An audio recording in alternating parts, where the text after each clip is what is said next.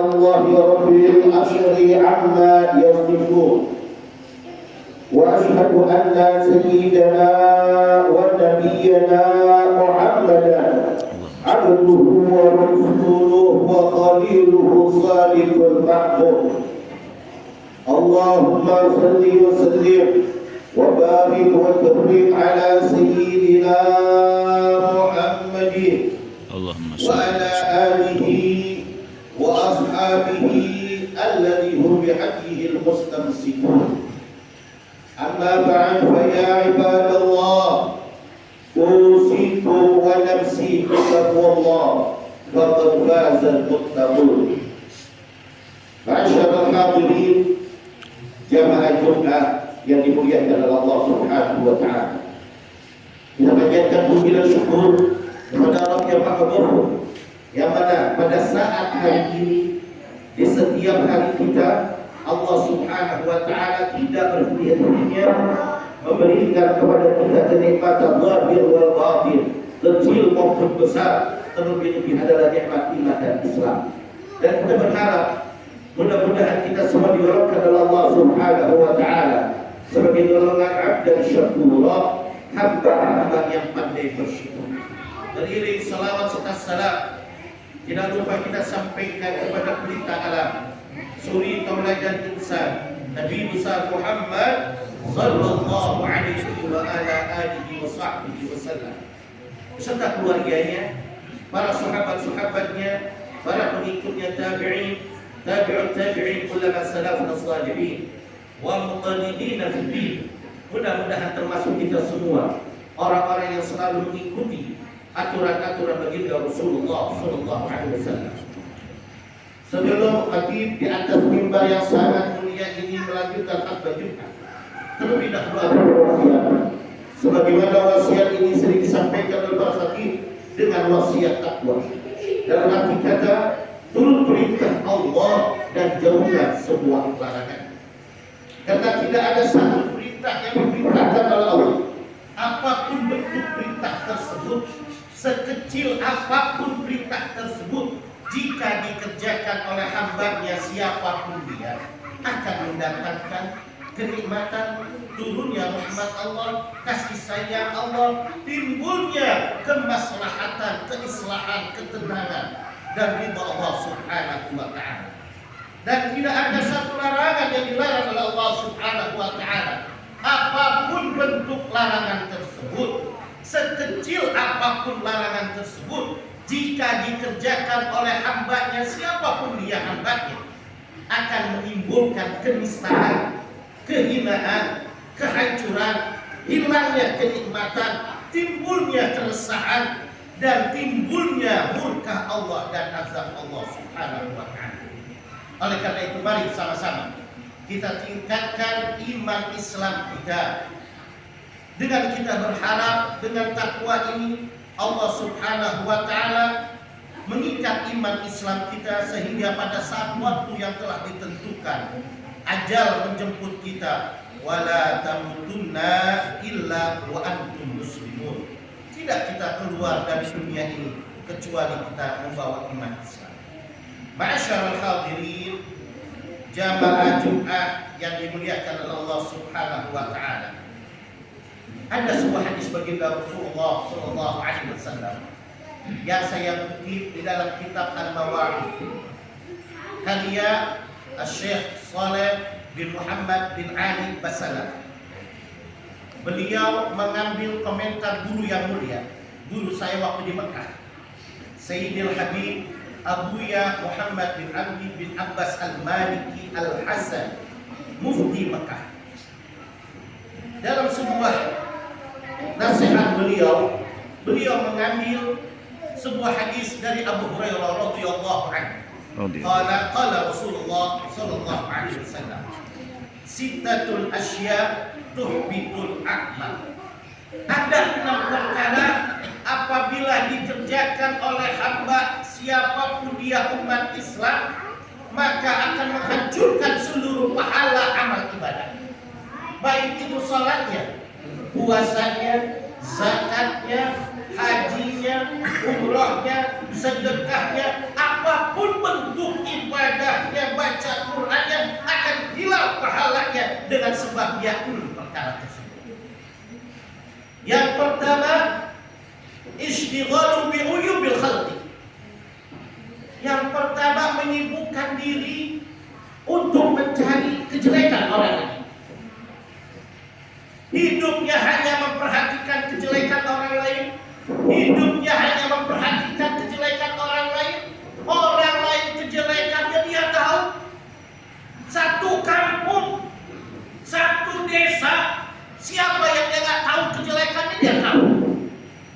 Semua kejelekan orang dia tahu. Tapi sungguh saya, kejelekan pribadi dia tak. Ada pepatah mengatakan, lalat di seberang lautan, di bukit kelang kelihatan.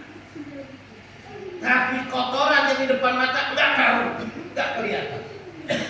Artinya kejelekan orang sekecil apapun dia tahu. Tapi kejelekan dia yang luar biasa lebih jelek dia daripada orang yang dikatakan jelek, dia tidak paham. Maka orang yang demikian itu adalah orang yang menghancurkan amal ibadah. Ini kita harus jauhkan. Jangan sampai tingkah laku perbuatan kita sampai kita sibuk mencari kesalahan orang lain. Paling bagus cari kesalahan kita. Paling orang yang mulia dia tahu kesalahan dirinya, dia tidak tahu kesalahan orang lain. Itulah orang yang mulia. Paling buruk-buruknya manusia, dia paham kesalahan orang lain, tapi dia tidak paham kesalahan. Itu yang pertama. Yang kedua, wa qaswatul qalbi. Yang kedua, keras hati.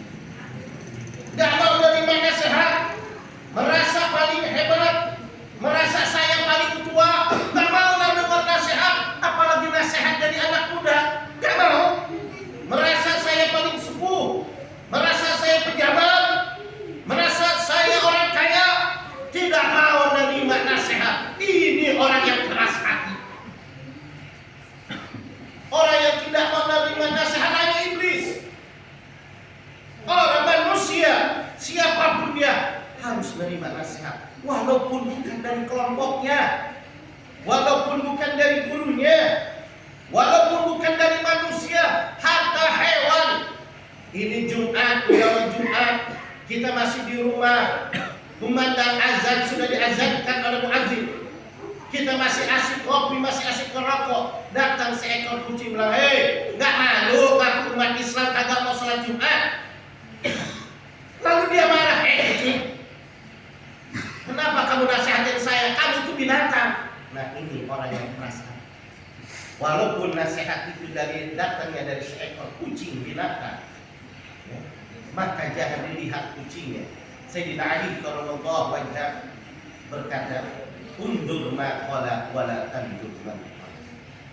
Dengerin apa yang diucapkan, jangan melihat orang yang ucapnya. Siapapun kalau itu memang kebaikan, ambil oleh kita untuk kebahagiaan keselamatan kita dunia dan akhirat. Maka orang yang tidak menerima nasihat adalah orang yang keras hati. Yang ketiga, wahubbud dunia. Cinta dengan dunia sampai melupakan akhirat. Apakah kita boleh cari dunia? Silakan cari dunia. Namanya kita hidup di dunia, cari dunia. Ini masjid gak bakal beres-beres kalau gak ada dunia. Ini masjid perlu dana. Siapa? Masyarakat sini yang usaha, yang dagang, yang kerja, siapapun dia menyumbangkan, dia memberikan hartanya untuk dia sendiri nanti di akhirat. Maka bisa terbentuknya ini masjid. Kenapa? Dunia. Dunia mana yang dilarang? Dunia yang melupakan kalian kepada akhirat. Waktu lagi kerja datang panggilan untuk sholat, nggak mau sholat. Ntar aja lah, saya lagi tanggung. Waktu lagi datang pengajian, nggak mau ngaji. Tanggung sama urusan dunia. Ingat, dunia yang kalian miliki kalian akan tinggal. Tidak ada orang yang meninggal bawa sebuah rumah. Tidak ada orang yang meninggal bawa motor, tapi dia meninggal bawa amal. Jangan kalian terjerumus dengan cinta kepada dunia sampai melupakan akhirat kalian. Yang ketiga, waqilatul haya, rasa sedikit malu, malunya tinggal sedikit. Nggak malu orang-orang puasa Ramadan dia kagak puasa dengan kena makan, minum, merokok, ngopi di pinggir jalan. Ini orang yang tidak punya rasa malu lagi. Nggak malu, ngaku umat Islam masih muka Allah. Nggak malu, orang-orang sholat dia masih tidak sholat. Kalau sudah demikian, maka Allah angkat rasa malunya. Sedangkan malu itu al-haya'u minal iman. Malu itu sebagian daripada iman. Orang yang tidak malu atau sedikit malunya, imannya sudah mulai diangkat oleh Allah. Yang kita khawatirkan bagi sakratul maut, pecah iman, coplot iman Islamnya, mati dalam keadaan tidak beriman. Alhamdulillah. Makanya kita berbuat apapun, kalau itu salah punya rasa malu. Ya Allah, saya berbuat salah, malu kepada manusia, malu kepada Allah. Ayo kita timbulkan rasa malu kita. Jangankan kepada Allah, kita malu dulu kepada manusia yang kita lihat, baru kita punya rasa malu kepada Allah yang belum pernah kita lihat. Kalau sama manusia yang ngeliatin kita, yang kenal kita, sudah kita tidak punya rasa malu, apalagi sama Allah. Allah yang tidak pernah kita lihat, yang belum pernah kita lihat, gimana kita mau rasa malu? Oleh karena itu saudara, ayo bersama. Yang kelima, watulul amal, terlalu muluk cita-cita, terlalu panjang angan-angan, kerjaannya hanya menghayal. Andai kata jikalau seumpamanya duduk termenung senyum-senyum sendiri, kerjakan gak? Gimana? Ini selalu penyakit hati. Termasuk coba kalau seandainya kita ini di kamar mandi, masuk kamar mandi pakai rokok 2 batang, rokok udah habis 2 batang, hayalan ambulan belum beres. Andai kata saya ini, saya itu, ini salah satu untuk menghitamkan hati, kerasnya hati dengan andai-andai. Orang pengen berhasil, bukan berandai-andai. Orang yang berhasil bukan hanya punya cita-cita, tapi orang yang akan berhasil adalah orang yang mau berhasil. Kita pengen menjadi orang yang selamat di akhirat, pengen mendapatkan surga Allah, bukan hanya berandai-andai. Ibadah kita kerjakan, bertaubat kepada Allah, banyak berzikir kepada Allah. Nggak cukup dengan andai-andai kita bisa selamat. Jangankan nanti di akhirat, di dunia. Nanti andai kata saya jadi pengusaha, kapan mau jadi pengusaha males? Kapan mau jadi usaha nggak mau bergerak? Maunya langsung jadi bos, siapa yang mengangkat jadi bos? Nah ini manusia yang akhirnya hidupnya terhampa, hidupnya terbengkalai, hidupnya selalu dengan andai-andai. Dan ini salah satu qaswatul qalbi, keras hati dan bisa menghancurkan hati. Yang terakhir, wadzalimu la yantahi, menzalim orang, menganiaya orang, mengambil hak orang tanpa ada bukti. Menzalim orang, mencela, mencaci, memaki, memfitnah, mengambil haknya tanpa henti-hentinya. Mentang-mentang dia orang yang hebat, mentang-mentang punya jabatan, mentang-mentang orang yang dikenal, mentang-mentang gagah, mentang-mentang kaya, seenak-enaknya. Ingat, Allah Subhanahu wa taala menjelaskan kepada kita, wa anna 'alaikum la turja'un. Apakah kalian tidak mengira, tidak mengingat kalian akan balik kepadaku dan semuanya, seluruh amal ibadah kita, waktu perbuatan kita waktu di dunia akan Allah Subhanahu wa taala balas. Yang jelek dengan kejelekan dibalaskan, yang baik dengan kebaikan. Oleh karena itu, mari sama-sama kita dari hamba yang sangat singkat ini, ayo kita rubah diri kita, jangan ada salah satu sifat yang hilang.